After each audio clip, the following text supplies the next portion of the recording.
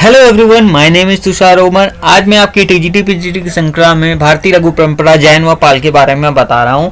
सो दोस्तों, यहाँ से मैं स्टार्ट करूँगा पाल शैली के बारे में। तो सबसे पहला हमारा क्वेश्चन है, भारत में लघु चित्रों की शुरुआत किसने की थी? पाल शासकों। जैसा कि आपको पता है, लघु चित्र जो होते हैं एक छोटी श्रृंखला होती है चित्रों की, तो जो उसकी शुरुआत हुई थी पाल शासकों द्वारा की गई थी। और ठीक है, कालांतर में भारत में लघु चित्रकारी कला या मिनिएचर आर्ट का प्रारंभ मुगलों द्वारा किया गया। मतलब ये लघु चित्रकारी का जो प्रारंभ हुआ था, मतलब पाल शैली से शुरुआत हो गई थी, लेकिन लघु चित्रकारी मेन मिनिएचर आर्ट जो स्टार्ट हुई थी वो मुगलों द्वारा कराया गया था, जो मुगल शैली के नाम से प्रसिद्ध हुई। ठीक है ना, मतलब ये आगे चल के थोड़ा चेंज करते हुए ये मुगल शैली में परिवर्तित हो गई। इस प्रसिद्ध कला को फराज पर्सिया या ईरान से लेकर आया माना जाता है, क्योंकि देखो ये एक्चुअली क्या था, हुमायूं के समय में हुमायूं वहां से दो कलाकार लेके आया था, क्योंकि उन्हीं के वहां से ईरान से आया था हुमायूं। बाबर जो आया था, बाबर का लड़का हुमायूं जो आया था ईरान से आया था। ईरान से वो दो कारीगर लेके आया था जो कि चित्रकला में महारत थे। उनकी कई सारी चित्रकलाएं फेमस हैं। इन्होंने ही भारत में आके मुगल शैली का विस्तार किया।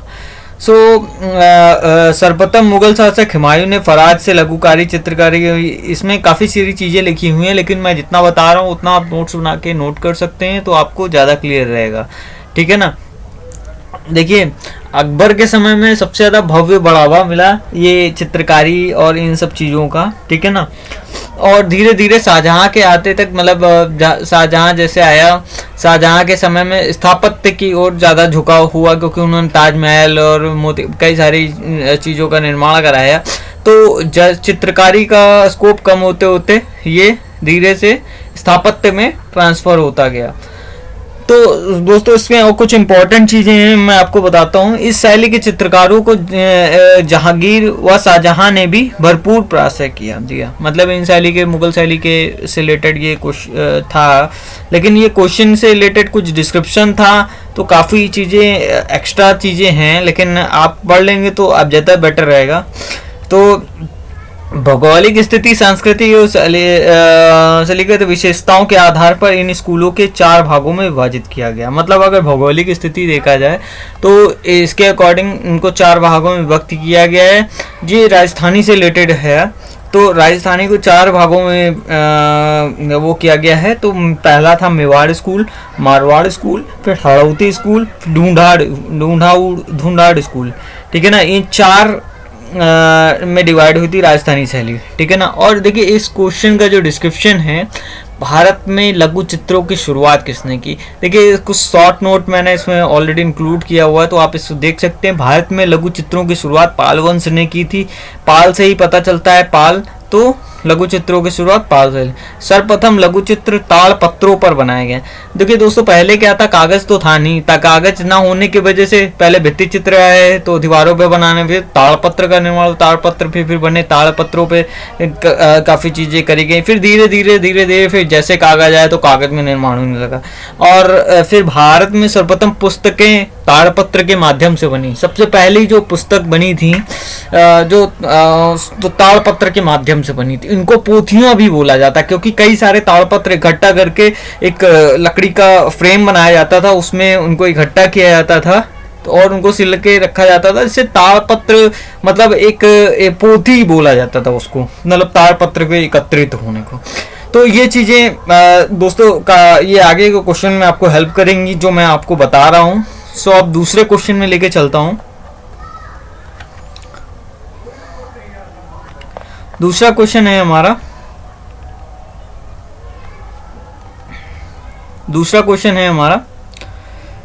सर्वप्रथम लघु चित्र किस पर बनाए गए? सर्वप्रथम लघु चित्र किस पर बनाए गए? ताड़पत्र पर बनाए गए। ये ताड़, यहाँ पे तालपत्र लिखा हुआ है, ताड़पत्र को ही पढ़ेंगे। सर्वप्रथम लघु चित्र ताड़पत्रों पर बनाए गए। और भारत में सर्वप्रथम पुस्तक ताड़पत्र के माध्यम से बनी। कुछ डिस्क्रिप्शन है तो देख सकते हैं, ज़्यादा क्लियर रहेगा। भारत में सचित्र पुस्तकें सर्वप्रथम किस माध्यम पर बनी? अभी ऊपर मैंने आपको बताया था कि ताड़पत्रों पर बनी सबसे पहले पुस्तकें। ठीक है ना। और फिर नेक्स्ट क्वेश्चन हमारा आ जाता है, पोथी चित्रण का प्रारंभ किस शैली में हुआ? पोथी चित्रण मैंने भी आपको बताया था पाल शैली के बारे में। तो पोथी चित्रण पाल शैली में, सबसे पहली शैली पाल शैली ही है, उसके बाद ही सारी शैलियों का निर्माण हुआ है, ठीक है ना। इससे रिलेटेड कुछ चीजें हैं, मैं आपको ऐसे ही ओवरव्यू बता देता हूँ कि मतलब क्या क्या इंपॉर्टेंट चीजें हैं, वो क्या इंपॉर्टेंट चीजें मैं पढ़ाऊंगा। इसमें बहुत सारी चीजें लिखी हुई हैं, तो कुछ आप जो आपसे मतलब इतनी ज़्यादा इंपॉर्टेंट भी नहीं है, लेकिन हाँ मैं डिस्क्रिप्शन में आपको एक्सप्लेन करता रहूँगा कि मतलब क्या क्या चीज़ें हैं। सो दोस्तों देखिए, पाल शैली प्रमुख एक भारतीय चित्रकला शैली है, पहली बात तो, ठीक है ना। इसकी शुरुआत 9वीं से 12वीं शताब्दी बोला जाता है, और बंगाल पाल वंश का मतलब एक पाल शैली का एक प्रचुर क्षेत्र, मतलब एक क्षेत्र माना जाता है। बंगाल से ही पाल शैली का निर्माण हुआ, क्योंकि वहां पे पाल वंश के शासक धर्मपाल एवं देवपाल के शासनकाल में विशेष रूप से विकसित होने वाली चित्रकला पाल शैली थी। पाल शैली की विषय वस्तु बौद्ध धर्म पर प्रभावित रही है, क्योंकि पाल शैली जो थी, जो पाल शैली के चित्रण वगैरह थे, जो लेखन कार्य हुआ पाल शैली के थ्रू, वो सब बौद्ध धर्म से रिलेटेड थी। और बौद्ध धर्म में कौन से बौद्ध धर्म में, वो महायान शाखा से संबंधित थी। बौद्ध धर्म के 2 शाखा थे, हीनयान और महायान, ये महायान शाखा से संबंधित थी, ठीक है ना।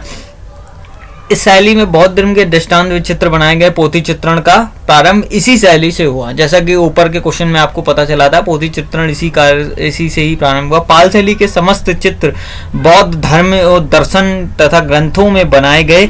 महायान के बौद्ध देवी देवताओं, बुद्ध के जीवन, बुद्ध तीर्थों के जातक कथाओं, बुद्ध के जातक कथाओं के बारे में आपने सुना होगा। इसमें बुद्ध के देवी देवताओं, बुद्ध के जीवन, बुद्ध तीर्थ जहाँ तक वो गए, और जातक कथाएं लिखी हैं बुद्ध से रिलेटेड। तो ये टोटली धर्म से रिलेटेड काफी चीजें इसमें। पाल शैली मेनली इनका धर्म से रिलेटेड है, बौद्ध धर्म से, महायान शाखा से, बस इतना याद रखिए। धर्मपाल ने गंगा किनारे भागलपुर में विश्वविद्यालय बनाया था, ठीक है ना। ये इतना इम्पोर्टेंट नहीं है। महिपाल पाल वंश का पाल वंश की का प्रभावी प्रतिभाशाली सम्राट हुआ है। जो इसमें पाल वंश का महिपाल था, उसके समय में अनेक पोथियों का चित्रण हुआ, ठीक है ना। इस शैली के अधिकांश चित्र पोथियों में ही प्राप्त हुए हैं, मतलब जो चित्रण मेन है वो पोथियों में ही प्राप्त हुए, क्योंकि पोथी का जो स्ट्रक्चर होता था वो 3 पार्ट में होता था। एक जैसे स्ट्रक्चर है, एक जैसे पेपर है, पेपर को 3 पार्ट में डिवाइड कर लिया। एक साइड में लेखन कार्य हुआ, दूसरे साइड में बीच में जो होता था वो चित्रण कार्य होता था। तो इसका जो मेनली था वो चित्र पोथियां थी, मतलब सब में लघु चित्रण स्टार्ट था, इसीलिए लघु चित्रण पाल शैली से ही स्टार्ट करी जाती है। देखिए, स्फुट चित्र बंगाल के पट चित्र कहते हैं। अब पट चित्र क्या होता है? जो कपड़े पे बनाई जाती है वो पट चित्र बोलते हैं, ठीक है ना। ये भी, इसकी भी शुरुआत बंगाल से ही हुई। बंगाल में जो काली माता जी का मंदिर आपको पता ही होगा, वहां से ही काली मंदिर के आसपास लोगों ने पटचित्र बनाना स्टार्ट किया। कपड़े पे कार्यकारी करी गई, उसकी चित्रण, सचित्र काली माँ का चित्र उसमें बनाया गया, तो उसको ही पटचित्र बोला जाता है। इन चित्रों की शैली में अजंता की परंपरा विद्यमान है। अजंता में ही, क्योंकि बौद्ध से रिलेटेड है, इन चित्रों में शैली जो थी वो बौद्ध अजंता से प्रभावित होकर ही इन शैलियों मतलब इस शैली का, इस जो भी ग्रंथ बने बौद्ध के, वो इसी शैली से संबंधित थे, मतलब इसी शैली से प्रभावित होकर ग्रंथों का निर्माण किया गया। इस शैली के चित्र का सबसे उत्तम उदाहरण बुद्ध योग मुद्रा में कमल पर आसीन है। मतलब इस शैली का सबसे उत्तम उदाहरण है, मतलब ये फेमस भी है। बुद्ध जो थे कमल पर आसीन थे। ये 1807 ईस्वी में मतलब देखा गया, ये 1807 में जब देखा गया तो उसका निर्माण किया गया। सबसे चित्र उत्तम मतलब ये कहा गया है। पाल पोथियों का सचित्र उपलब्ध पोथियां हैं। प्रज्ञा पारमिता सबसे फेमस है, फिर साधनमाला है, फिर गंधव्यूह है, फिर करणदेव गुहा है, पंचशिखा है और महायान बौद्ध पोथियां हैं, ठीक है ना। ये सारी पोथियां इंपॉर्टेंट है। प्रज्ञा पारमिता याद रखिएगा, और साधनमाला ये पूछ लेता है कभी कभी एग्जामिनर कि ये गंधव्यूह या करणदेव गुहा या पंचशिखा या महायान ये किस शैली से संबंधित हैं। तो आपको ये मतलब ये या कंठस्थ कर लेना है। प्रज्ञा पारमिता, साधनमाला, गंधव्यूह और करणदेव गुहा और पंचशिखा, महायान बौद्ध पोथियां, तो अब आपको पता ही चल जाएगा वर्डिंग से। पाल शैली के संरक्षक कौन थे? अब पाल शैली के संरक्षक आपको पता है, जब संस्थापक वही थे जिनके समय में पाल शैली का विस्तार हुआ, विकास हुआ, अब उन्हीं को ही पाल शैली का संरक्षक कहा जाएगा। तो पाल शैली के संरक्षक कौन थे? पाल शैली के संरक्षक थे हमारे पाल। ठीक है। सो दोस्तों, अब देखिए मेरे पास 7वां क्वेश्चन है, पोथी चित्रण का प्रारंभ किस शैली में हुआ? पोथी चित्रण का प्रारंभ आपको पता है, मैंने आपको बताया भी है, डिस्क्रिप्शन में भी देख सकते हैं। भारत में सर्वप्रथम पुस्तकें ताड़पत्रों के माध्यम से बनी। पोथी चित्रण का प्रारंभ पाल शैली में हुआ। ताड़पत्रों का साइज याद रख लीजिएगा, ताड़पत्रों का माप है 22 सही 1/4 इंटू 2 सही 1/4 इंच।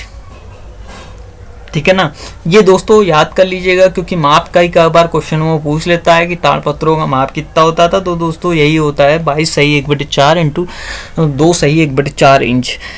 महिपाल पाल वंश का प्रतिभाशाली सम्राट हुआ है। उसके समय अनेक पाल पोथी या चित्रण हुआ है। मतलब इस महिपाल के समय में जो मतलब ये पाल शैली का जो चित्रण हुआ है वो सबसे ज़्यादा हुआ है। पोथी चित्रण जो सबसे ज़्यादा बने हुए हैं वो महिपाल के शासन के टाइम पे बने हैं। ठीक है ना। सो दोस्तों, अब पाल युगीन पांडुलिपि चित्र अधिकांशतः आधारित है। ये पाल युगीन पांडुलिपि चित्र हैं जो बौद्ध धर्म से ही संबंधित हैं। ठीक है ना। फिर नेक्स्ट क्वेश्चन पे आते हैं, पाल शैली का चित्रों का प्रमुख विषय क्या था? अब पाल शैली आपको मैंने बताया ये अजंता से संबंधित है, मतलब ये अजंता से प्रभावित होकर बने, तो अजंता में बौद्ध धर्म से रिलेटेड है, तो ये इसका ऑप्शन सही होगा, बौद्ध धर्म से। ठीक है ना। अब नेक्स्ट क्वेश्चन में आते हैं, पाल शैली के चित्र का मुख्य विषय क्या रहा? पाल शैली के चित्रण का मुख्य विषय था बौद्ध धर्म। ठीक है ना, ये तो क्लियर ही होगा। ये प्राकृत चित्रकला में पाल चित्र शैली की मुख्य विषय वस्तु क्या है? देखिए अगर देखा जाए भाषा के रूप में सबसे पहले प्राकृत भाषा आई थी जो जैन धर्म से संबंधित थी, उसके बाद पाल, क्योंकि प्राकृत चित्रकला इतना ज़्यादा फेमस, मतलब प्राकृत चित्रकला में कुछ नहीं हुआ, तो पाल का ज़्यादा प्रभाव इस वजह से रहा क्योंकि अजंता में चित्रण ऑलरेडी मिले, उसी को ही रूपांतरण इसी से प्रभावित होकर पाल शैली मतलब काफ़ी विस्तार होते हुए चला गया। तो प्राकृत में एक प्रकार से कुछ भी नहीं हो पाया, तो ये पाल शैली का ही मेन विस्तार रहा जो कि बौद्ध धर्म से संबंधित थी। तो प्राकृत चित्रकला में पाल चित्र शैली की मुख्य विषय वस्तु क्या थी? तो ऑब्वियसली बौद्ध कहेंगे। ठीक है ना। पाल चित्रकला किस प्रदेश की है? पाल चित्रकला मैंने आपको बताया, देखिए पाल चित्रकला केंद्र, पश्चिम बंगाल, बिहार, नेपाल प्रथम तौर पर, मतलब सबसे पहले आप बंगाल से ही पाल शैली का निर्माण हुआ।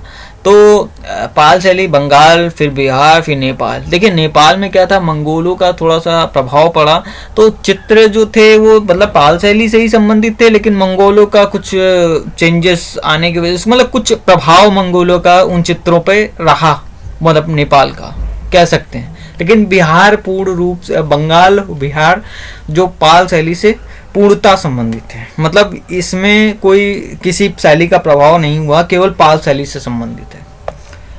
हालांकि नेपाल में भी पाल शैली का इस्तेमाल हुआ, लेकिन कुछ मतलब प्रभाव मंगोल शासकों का रहा उस पे, मतलब चित्रों पे।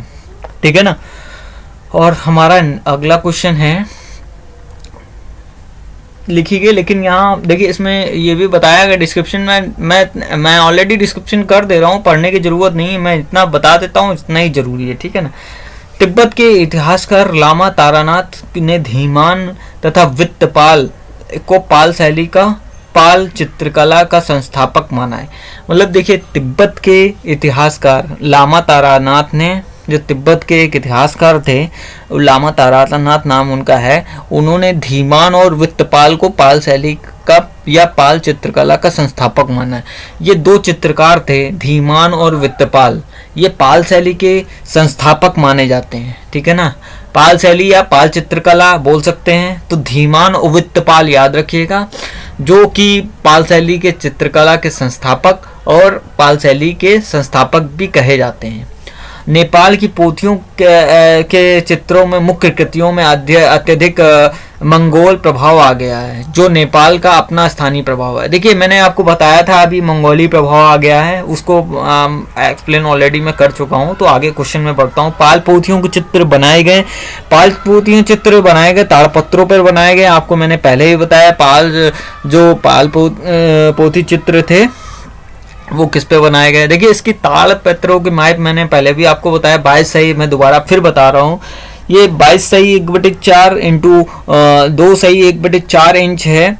महिपाल पाल वंश के प्रतिभाशाली सम्राट हुए हैं, उसके समय में अनेक पोथी चित्रों का निर्माण हुआ। महिपाल याद रख लीजिएगा, उसके समय पे अनेक चित्रकारी का निर्माण हुआ पाल शैली से रिलेटेड, ठीक है ना। और अब देखिए नेक्स्ट क्वेश्चन पे आते हैं।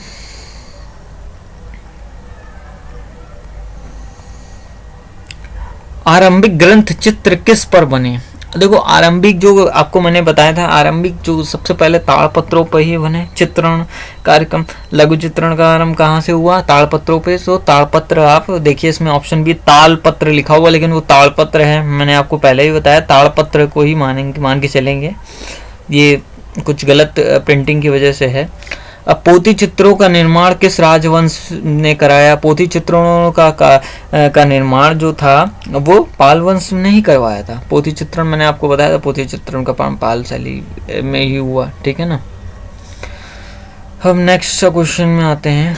भारतीय लघु चित्रों की परंपरा किस काल से आरंभ हुई।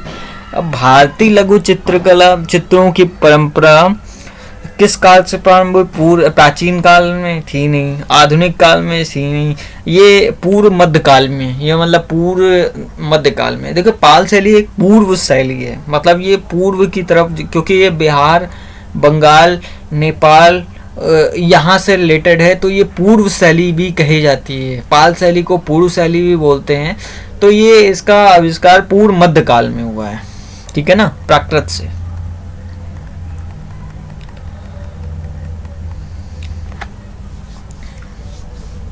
पाल शैली के चित्र होते हैं, पाल शैली के चित्र होते हैं कहाँ पर होते हैं। पोथियों में होते हैं, दीवारों पर होते हैं, कैनवास पर होते हैं, बोर्ड पर होते हैं। दोस्तों पोथियों पर होते हैं, याद है आपको, मैंने आपको पहले ही बताया, ये पोथी कहे जाते थे। इनके जो ताड़पत्र होते थे बाद उनको इकट्ठा करके रखा जाता था, उनको पोथियां बोली जाती थी। बाद में कागज पर आए तो उनके चित्र मतलब कागज पर बनने लगे। इनके अधिकांश चित्र जो हैं पोथियों में ही प्राप्त हैं। शैली में जो स्फुट चित्र प्राप्त हुआ है वो बंगाल के पट चित्र हैं। बंगाल के मैंने आपको बताया, बंगाल में काली माता से रिलेटेड पट चित्र थे, तो उसी से ही पट चित्रों का निर्माण हुआ। और पाल शैली का सबसे प्रतिभाशाली महिपाल था उसके समय में। ये भी ना पहले आपको एक्सप्लेन कर चुका, महिपाल शासक था, उसके समय ज़्यादा पोथियों का निर्माण हुआ। बौद्ध धर्म से संस्कृति के तिब्बत तथा दक्षिण पूर्व देशों में फैलाया। उसने भी मतलब उसने कई सारे विस्तार भी किया तिब्बत में और दक्षिणी पूर्व देशों में फैलाया। पाल वंश के सम्राट बौद्ध धर्म के अनुयायी थे, ये तो आपको पता ही है। पाल वंश के सम्राट जो थे, क्योंकि ऑलरेडी जब बौद्ध धर्म के से संबंधित इन्होंने चित्रों का निर्माण किया, पोथी चित्रण जो भी थे, ताड़पत्र बनवा, तो ये बौद्ध धर्म से संबंधित है, महायान शाखा से, ठीक है ना। इसे इतना जरूर रखिएगा, बौद्ध धर्म से महायान शाखा से। बुद्ध योग मुद्रा कमल पर आसीन 1807 का सबसे महत्वपूर्ण चित्र है ये, ठीक है ना। पाल शैली के तीन प्रमुख केंद्र बंगाल, बिहार और नेपाल। याद रखिएगा प्रमुख केंद्र अगर पूछा जाए तीनों में, अगर 4 ऑप्शन दिए बंगाल, बिहार, नेपाल या और कुछ, तो ये बंगाल पे ही लगाइएगा, क्योंकि बंगाल से ही पाल शैली का विस्तार हुआ है। अब देखिए सीतनवासल की गुफाओं के बारे में कुछ क्वेश्चन आ गए हैं। तो सीतनवासल गुफा की किस नदी के किनारे स्थित है। सीतनवासल गुफा कृष्णा नदी के किनारे इन्होंने ऑप्शन में सही गिराया है। लेकिन दोस्तों अगर कृष्णा या कावेरी आपके ऑप्शन में आता है, दोनों अगर नदियां होती हैं, वैसे देखा जाए तो कावेरी सही है, क्योंकि जहाँ पे स्थित है तमिलनाडु राज्य के तंजौर निकट में, तो वहाँ पे एक्चुअली कावेरी नदी है, कृष्णा नदी वहाँ है ही नहीं। लेकिन क्वेश्चन में कुछ एनसीईआरटी के पहले कुछ पेपर हुए थे, उसमें कुछ उन्होंने गलत प्रिंट होने से सही उसको करा दिया था। तो क्वेश्चन में अगर कृष्णा या कावेरी आया तो उसको कावेरी पे अगर टिक मारेंगे। अगर ऑप्शन पे कृष्णा, ताप्ती, नर्मदा या और कोई नदी है तो कृष्णा सही करेंगे। अगर प्योरिटी में कावेरी को क्लिक मारेंगे, अगर कावेरी नहीं आता तो कृष्णा को टिक करेंगे, ठीक है। अब देखिए इसके बारे में कुछ डिस्क्रिप्शन पढ़ लीजिए। ये शीतनवासल नामक स्थान पर स्थित तंजौर के निकट, ठीक है ना, और ये तमिलनाडु राज्य के तंजौर के निकट शीतनवासल नामक स्थान पर स्थित शीतनवासल गुफा मंडप का निर्माण पल्लव व नरेश महेंद्र वर्मन तथा उनके पुत्र नरसिंह वर्मन ने करवाया था। मतलब ये शीतनवासल गुफा का निर्माण पल्लव व नरेश महेंद्र वर्मन तथा उनके पुत्र नरसिंह वर्मन ने करवाया था। अर्धनारीश्वर का चित्र शीतनवासल की गुफा से प्राप्त होता है। अर्धनारीश्वर का जो चित्र है वो शीतनवासल की गुफा से प्राप्त होता है। शीतनवासल के गुफा मंडप किस नदी के निकट पर स्थित है? देखिए शीतनवासल जो गुफा है, मैंने आपको बताया कृष्णा या कावेरी। अब गुफा आप कहेंगे तो वैसे कावेरी, लेकिन क्वेश्चन में इसमें कराया गया कृष्णा, लेकिन आप कावेरी लगाएंगे क्योंकि कावेरी ज़्यादा प्योरिटी, ज़्यादा सही आंसर है इसके लिए। शीतनवासल की गुफा किस धर्म से संबंधित है? भाई जैन धर्म से संबंधित है। शीतनवासल गुफा जो थी वो टोटली जैन धर्म से संबंधित है। इसके कुछ डिस्क्रिप्शन पढ़ लेते हैं। शीतनवासल गुफा जैन धर्म से संबंधित रही है या एक जैन मंदिर है यहाँ जिसे चट्टानों पर काट कर बनाया गया। यह शीतनवासल गांव पुदुकोट्टाई जिला तमिलनाडु में अवस्थित है, ठीक है ना। इसके कुछ मतलब ये भी तमिलनाडु में स्थित है शीतनवासल गांव पुदुकोट्टाई जिला में, ठीक है ना। और इसके अन्य कुछ तथ्य हैं वो मैं एक्सप्लेन कर देता हूँ। यहाँ की सर्वोत्तम कृति राज दंपति का चित्र है। मतलब ये जो सर्वोत्तम कृति है वहाँ की वो राज दंपति का चित्र है, ठीक है ना। और शीतनवासल इसका फुल फॉर्म अगर देखा जाए सित तन ना व विल तमिल शब्द से निर्मित है जिसका अर्थ है महान संतों का निवास। मतलब ये एक निवास स्थान था, महान संत जो थे उनका निवास स्थान था, तो इसे जैन मंदिर के रूप में कहा जाता है, ठीक है ना। इसे आखिर कोइल या अरिहंत भी कहा जाता है। इनको मतलब शीतनवासल गुफा को कोइल तथा अरिहंत भी कहा जाता है। जैन शैली का प्रथम प्रमाण, जैन शैली जो थी उसका प्रथम प्रमाण शीतनवासल की गुफा में बनी उस 5 जैन मूर्तियों से ही प्राप्त होता है। मतलब जैन शैली का जो प्रथम प्रमाण है, ये इंपॉर्टेंट क्वेश्चन है दोस्तों, नोट जरूर कर लीजिएगा। जैन शैली का प्रथम प्रमाण शीतनवासल की गुफा में बनी उन 5 जैन मूर्तियों से प्राप्त होता है जो 7वीं शताब्दी के पल्लव नरेश महेंद्र वर्मन के शासन काल में बनी थी। मतलब जो पल्लव वंश के राजा थे नरेश महेंद्र वर्मन के शासन काल में बनी थी जैन शैली में शीतनवासल गुफा। कौन से राजा? नरेश महेंद्र वर्मन याद रखेंगे, पल्लव वंश। ये शीतनवासल गुफा का पल्लव वंश याद रखिएगा, ठीक है ना। और पहले यह गुफा पूर्णतः चित्रों से अलंकृत था, परंतु अब चित्र केवल छत तथा स्तंभों के ऊपरी भाग में शेष रह गए हैं। दोस्तों समय के परिवर्तन होते हुए कुछ चित्र मतलब स्पष्टता रूप से खत्म हो गया है वहाँ पे।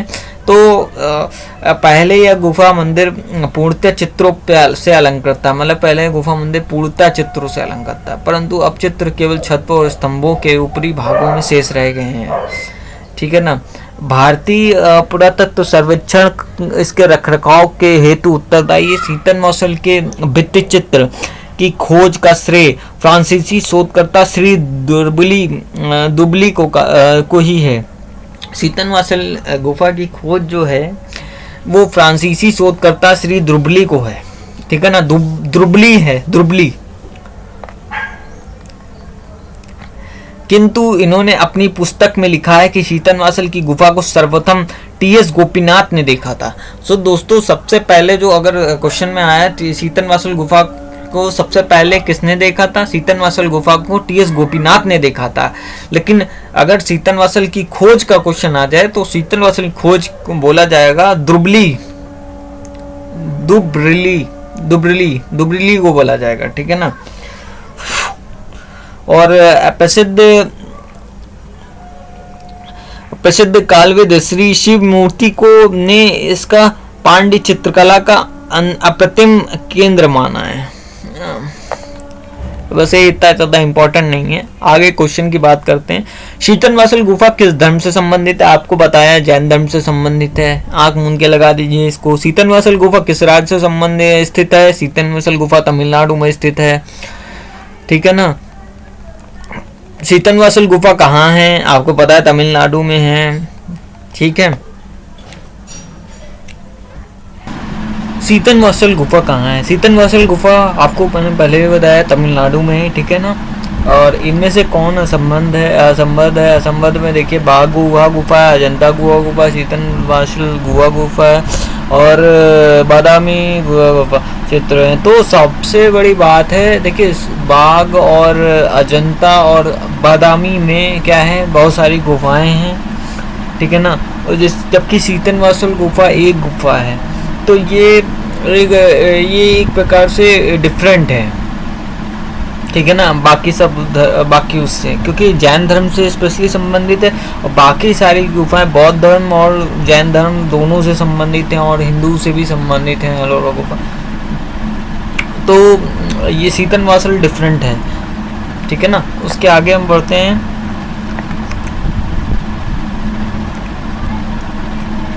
गीत गोविंद और कल्पसूत्र किस धर्म का सचित्र रचना थी? देखिए गीत गोविंद जो थी वो जयदेव की काव्य रचना थी या वैष्णव धर्म से संबंधित है। वैष्णव धर्म का मतलब ये होता है दोस्तों, श्री कृष्ण से रिलेटेड जितनी भी चीजें होती हैं वो वैष्णव धर्म से संबंधित होती हैं। इसमें श्री कृष्ण की गोपिकाओं के साथ रासलीला, राधा विषाद वर्णन, कृष्ण के लिए व्याकुलता, उपलाम वचन, कृष्ण की राधा से उत्कंठा, मतलब कृष्ण और राधा के जीवन के बारे में गोपिकाएं और श्री कृष्ण के जीवन के से रिलेटेड गीत गोविंद में जयदेव ने रचना करी है। कल्पसूत्र जैन धर्म से संबंधित ग्रंथ है। कल्पसूत्र जो है वो जैन धर्म से संबंधित ग्रंथ है। गीत गोविंद और तथा कल्पसूत्र में पाई जानी सचित्र रचनाएं जैन शैली एवं अथवा अभ्रंश शैली का उदाहरण है। मतलब इन दोनों में जो रचनाएं पाई जाती हैं वो जैन शैली अथवा अभ्रंश शैली का उदाहरण है, ठीक है ना। वैसे देखा जाए तो इसमें जैन धर्म यहाँ पे ऑप्शन सही होगा, और दोनों के उदाहरण जैन शैली और अभ्रंश शैली, ठीक है ना। डॉक्टर आनंद कुमार स्वामी ने वर्ष 1942 में कल्पसूत्र की एक प्रति बर्लिन म्यूजियम में प्राप्त की। डॉक्टर आनंद कुमार स्वामी जो थे उन्होंने 1942 में कल्पसूत्र की एक प्रति बर्लिन म्यूजियम से प्राप्त की, जिसमें जैन शैली अथवा अभ्रंश शैली के चित्र रचना थी, ठीक है ना। जिसमें जैन शैली और अभ्रंश शैली दोनों की रचना थी, ठीक है ना। बाद में इस शैली को चित्रों को उन्होंने गीत गोविंद, रति रहस्य तथा दुर्गा सप्तशती से प्राप्त किया, ठीक है ना। तो जैन चित्रकला के प्रसिद्ध स्रोत बताएं। जैन चित्रकला का प्रसिद्ध स्रोत जैन का कौन सा था? कल्पसूत्र। अभी आपको मैंने बताया था जैन का जो वो जैन की पुस्तक कौन सी है? कल्पसूत्र प्रसिद्ध स्रोत। मतलब जैन चित्रकला का प्रसिद्ध स्रोत कल्पसूत्र है, क्योंकि जैन कल्पसूत्र से ही पता चलता है जैन शैली का, ठीक है।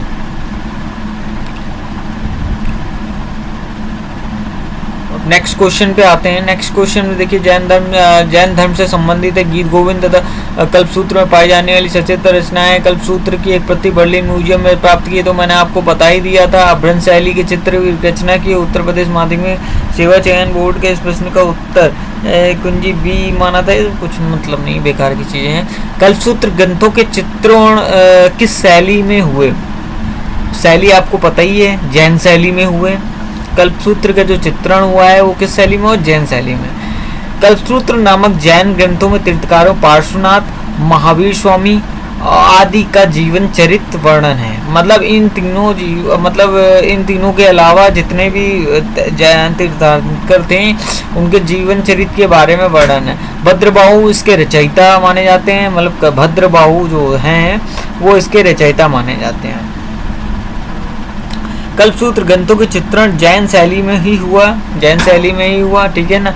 इस ग्रंथ की रचना महावीर स्वामी के निर्वाण के 150 वर्ष बाद हुई मानी जाती है। मतलब ये ग्रंथ का निर्माण ये महावीर स्वामी थे, उनके निर्वाण के 150 वर्ष बाद हुई मानी जाती है। मतलब एक एक्सपेक्टेशन है कि मतलब उनके निर्माण के 150 बाद इस पुस्तक का निर्माण हुआ। सर्वप्रथम अहमदाबाद के श्री साराभाई मणिक लाल के चित्र कल्पसूत्र नामक ग्रंथ प्रकाशित किया, जिसमें अभ्रंश शैली के सादे व रंगीन सैकड़ों चित्र हैं। यह ग्रंथ उन्हें जौनपुर से उपलब्ध हुआ, जिसका लिपिकाल 1465 ईस्वी में है। ये सब इतना ज़्यादा इम्पोर्टेंट नहीं है, जो इम्पोर्टेंट चीज़ मैं आपको बताता हूँ। कल्पसूत्र की सबसे उत्तम प्रति कहाँ की है? कल्पसूत्र की सबसे उत्तम प्रति जौनपुर की है। याद रखिएगा, कल्पसूत्र की सबसे उत्तम प्रति कहाँ की है? जौनपुर की है। ठीक है ना। कल्पसूत्र की सबसे उत्तम प्रति कौन सी है? जौनपुर की। देखिए इसमें लिखा भी है, सर्वप्रथम अहमदाबाद के श्री साराभाई मणिक लाल के चित्र कल्पसूत्र नामक ग्रंथ प्रकाशित किया, जिसमें अभ्रंश शैली व सादे रंगीन सैकड़ों चित्र हैं। यह ग्रंथ उन्हें जौनपुर से उपलब्ध हुआ, जिसका लिपिकाल 1465 ईस्वी का है, मतलब 1465 ईस्वी में लिखा गया था। ठीक है ना। नेक्स्ट क्वेश्चन में आते हैं। जैन लघु चित्रों का प्रमुख विषय क्या है? जैन चित्रों का लघु चित्रों का प्रमुख विषय आपको पता है, तीर्थंकर के बारे में तथा उनकी जीवनी के बारे में। किस भारतीय चित्र शैली में मनुष्य के चेहरे का 3/4 भाग चित्रित किया गया है? तो ये है जैन शैली में। जैन चित्रकला का नमूना जैन ग्रंथों के ऊपर लगी दफ्तियों या लकड़ी की पटरियों पर भी मिलता है, जिसमें सीमित रेखाओं के माध्यम से तीव्र भाव अभिव्यक्ति तथा आंखों के बड़े सुंदर चित्र बनाए गए हैं। जैन चित्र शैली में मनुष्य के चेहरे के 3/4 भाग का चित्रण किया गया है। देखिए जैन शैली में मनुष्य के जो बनाए गए हैं वो 3/4 भाग का चित्रण किया गया है। जैन चित्र कागज पर कब उकेरे गए? तो ये देखा जाए तो 14वीं शताब्दी में। जैन क्योंकि 14वीं शताब्दी में ही कागज का निर्माण हुआ था, और 14वीं शताब्दी में जैन चित्र कागज पर बने। ठीक है ना। नेक्स्ट ऑप्शन में आते हैं।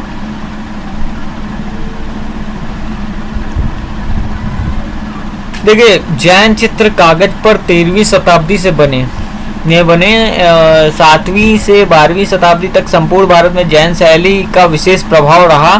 प्रारंभ में ग्रंथों तथा चित्रों का निर्माण ताड़पत्रों तथा बाद में कागज का प्रयोग किया गया। 7वीं से 12वीं शताब्दी तक रहा इसका, और ताड़पत्रों का बाद में ताड़पत्रों में हुआ, उसके बाद कागज में हुआ।